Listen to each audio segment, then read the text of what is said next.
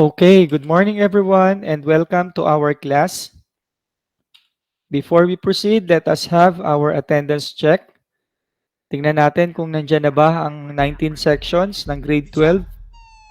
Isa-isahin natin ha. Just comment your name, grade and section, Archimedes. Okay, may mga representative na ba ng Archimedes? Tingnan natin sino-sino ba yung makaka-attend or makakapanood ng ating video discussion for today. Section Aristotle.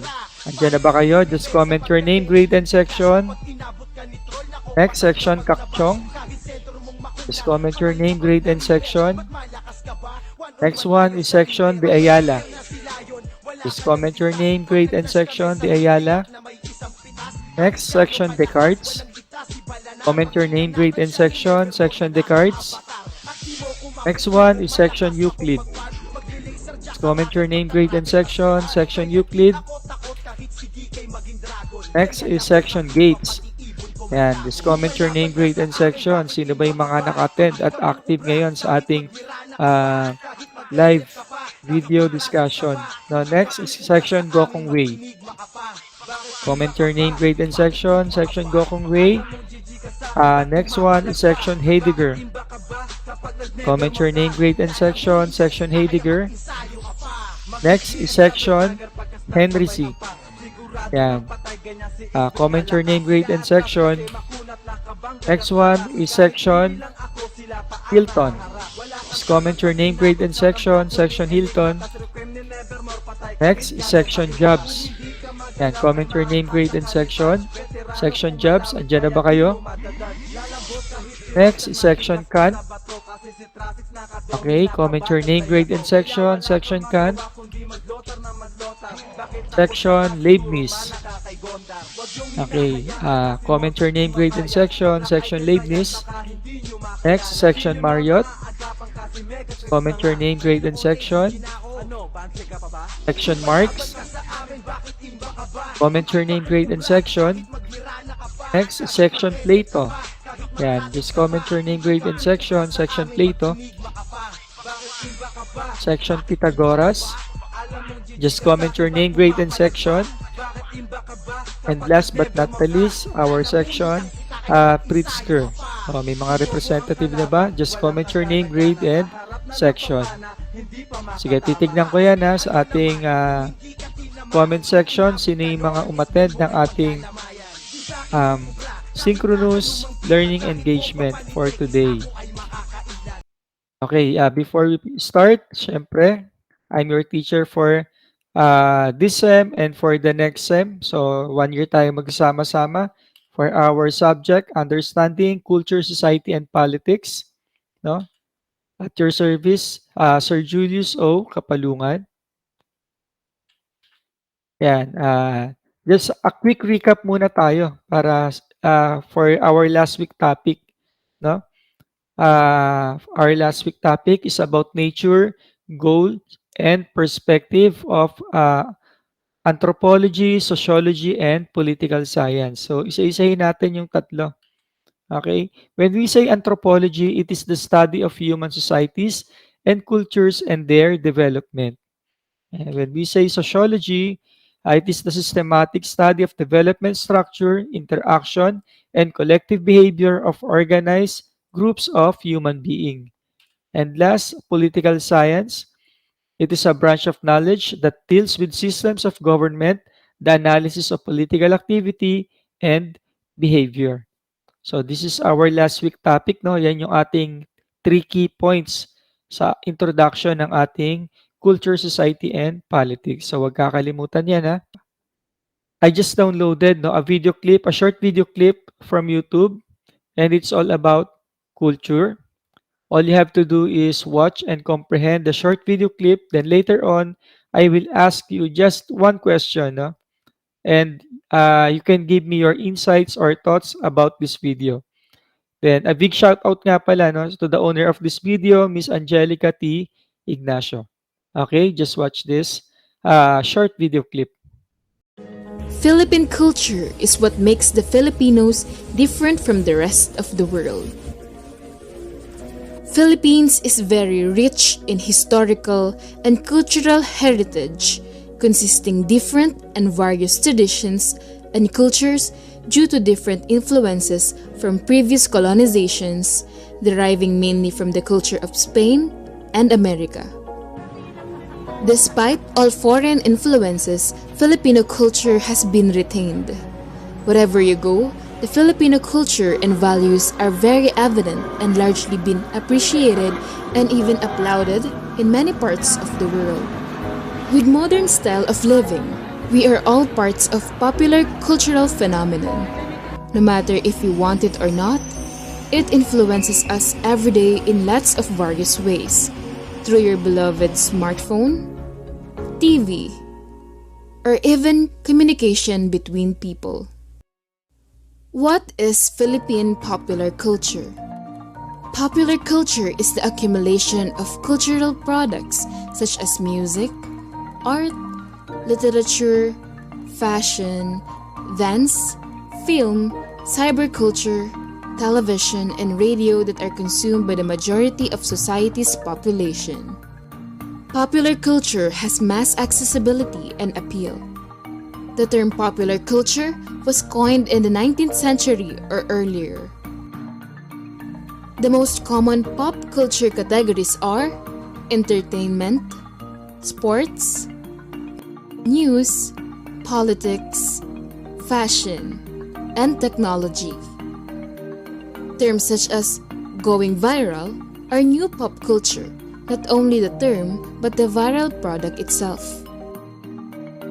According to Lumbera, popular culture in the Philippines was created and used by the Spaniards to the native Filipinos or Indios via plays and literature to get the hearts of the natives. The colonial origins of popular culture found in the Philippines can be traced by looking at salient developments in Philippine literature. The advent of American colonialism brought popular culture to the Philippines, as the liberal policy regarding the printing press, soon through radio, television, and film increased the circulations of popular culture forms.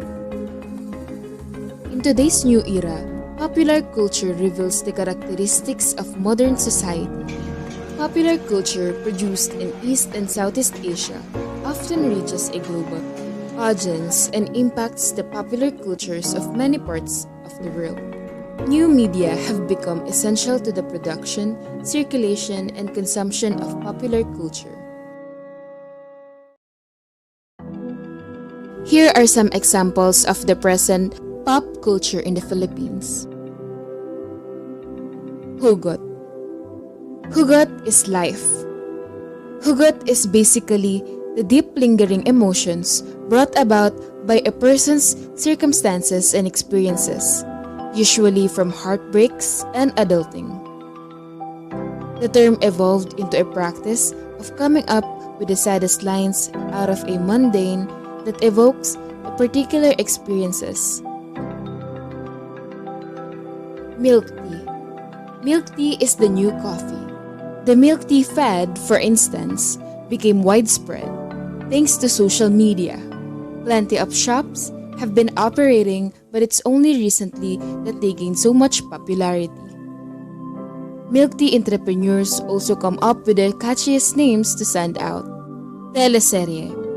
The daily dose of teleserye, or primetime TV series, are often criticized for their seemingly endless storylines.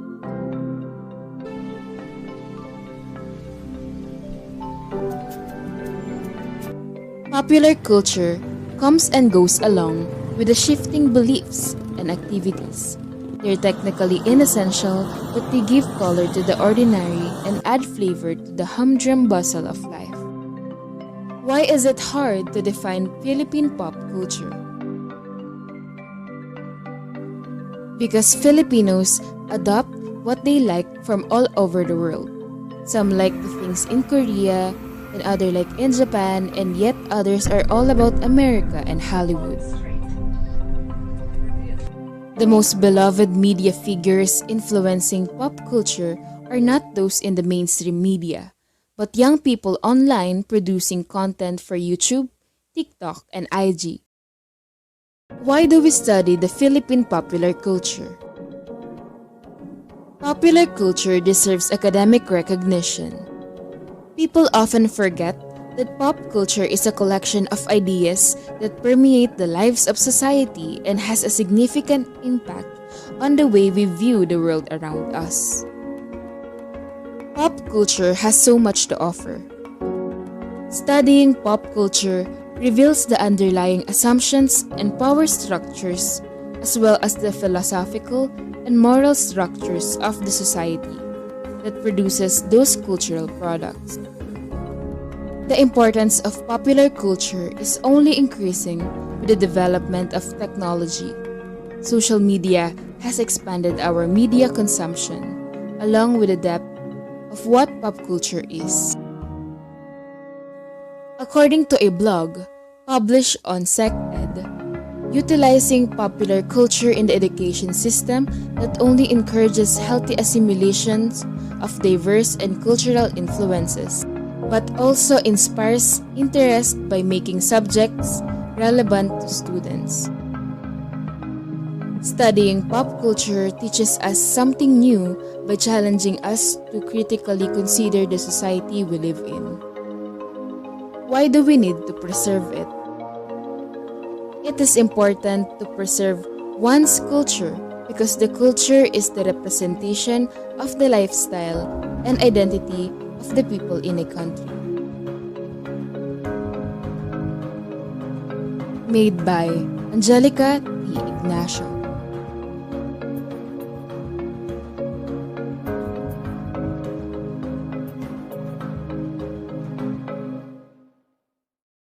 A while ago, on our short video clip, said that it is important to preserve one's culture because the culture is the representation of the lifestyle and identity of the people in the country. Okay, I just want you to ask a single question. If you really understand our short video clip, Okay, my question is like this. Now, how can we preserve our culture? So, how can we preserve? Can kindly comment your answer on our comment section below. Tingnan ko nga kung talagang naunawaan. So, how can we preserve our own culture?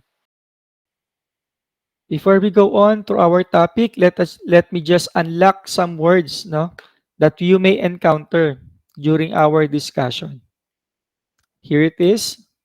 Number one is culture.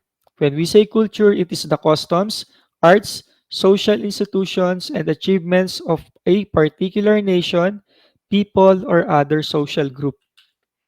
Society is a group of individuals and involved in persistent social interaction or a large social group sharing the same spatial or social territory, typically subject to the same political authority and dominant cultural expectations. Traditions, so the transmission of customs or beliefs from generation to generation or the fact of being passed on this way. Customs, a traditional and widely accepted way of behaving or doing something that is specific to a particular society, place, or time. Morals, a person's standards of behavior or beliefs concerning what is not acceptable for them to do. Values, a person's principles or standards of behavior, one's judgment of what is important in life. And last but not the least, beliefs, an acceptance that a statement is true or that something exists. Okay, so those are the words, no, that we may encounter later during our discussion. Our today's topic for week 2, no, society and culture as a complex whole aspects and changes of culture and society. So when we say complex whole, ito na yung mga na-encounter natin kanina na mga words, no, yung mga inunlock natin na words na ma-encounter natin mamaya during the discussion. So it includes knowledge, beliefs, arts, morals, law, custom, and another capabilities and habits acquired by man as a members of society. So yung kabuuan, no? Paano ba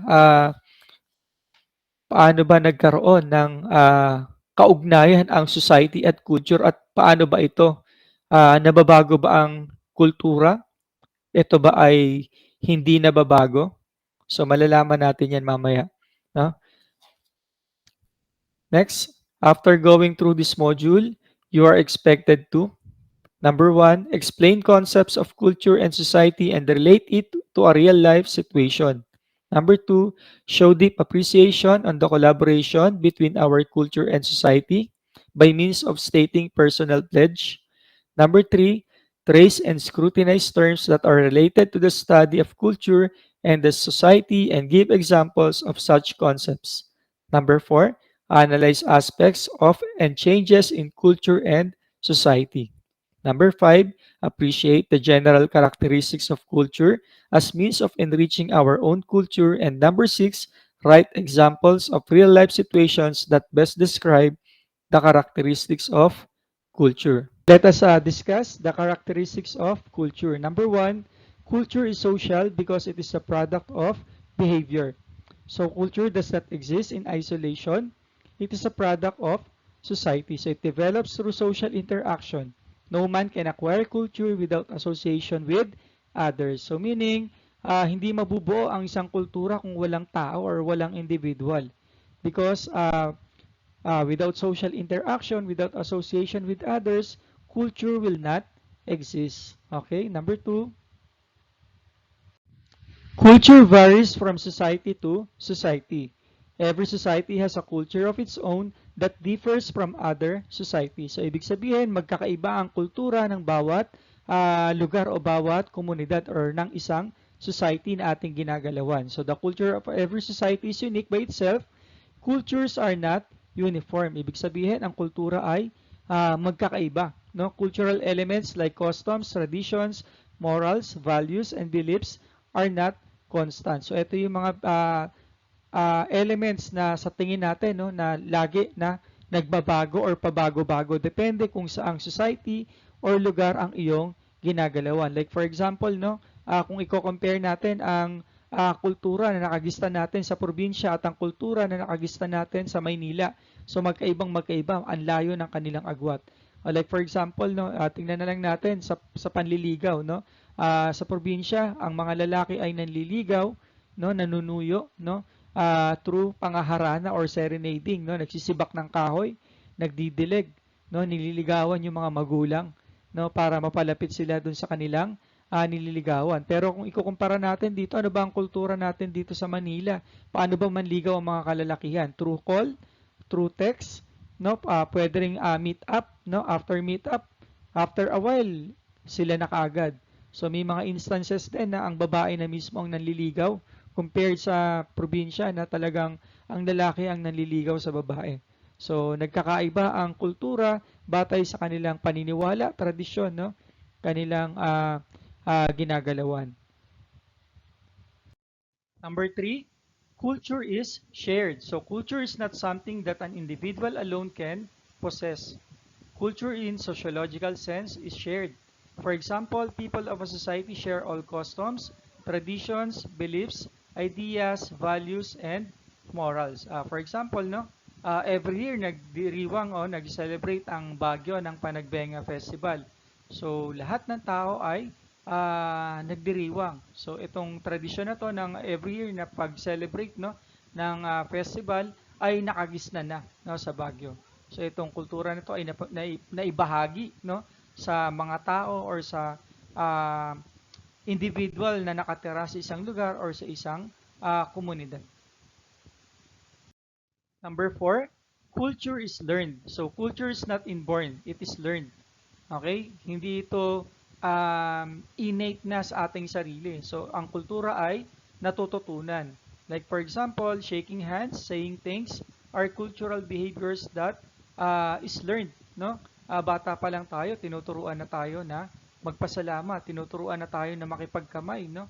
Kapag tayo ay may nakilala, kapag tayo ay nakipaglaro, we shake hands for sportsmanship, no? Not all behaviors are learned, but most of these can be.